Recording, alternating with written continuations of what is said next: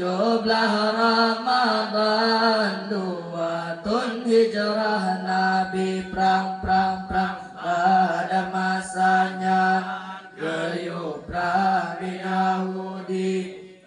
kafe kajen menghimpun kajiglo di kebun Nabi kafe kajen menghimpun kajiglo di kebun Nabi Allah Nabi maju dalam perang jangan takut si kafir Hamzah kalan lakuan guran sang beta nyomlik berdoa Abu Zubaidah berangkat ikut Nabi ada kuda mepasang maju dalam perang sabi Allah Nabi nayu pegendra tanda perang si kafir 17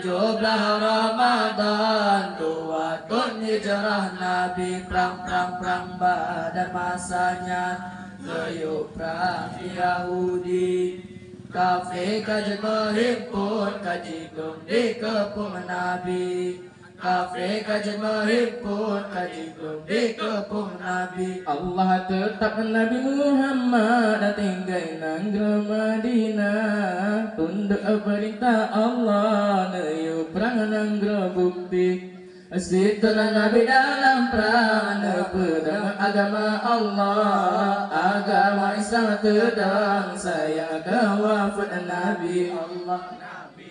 pegendang tanda perang saya kafir 17 Ramadan 2 tahun hijrah Nabi perang pada masanya gayuh perang Yahudi kafe kajen menghimpun kajigong di kebun Nabi kafe kajen menghimpun kajigong di kebun Nabi Allah Ali bin Abi Thalib angkat juga pahlawan tegah bandingan Zulfaqar berpenari Siga bersentap kafe dalam tanah kajilu bersihkan kafe yang ada pingsan jika Sayyidina Ali Allah Nabi kayu pegendang tanda perang si kafe 17 Ramadan 2 tahun hijrah Nabi perang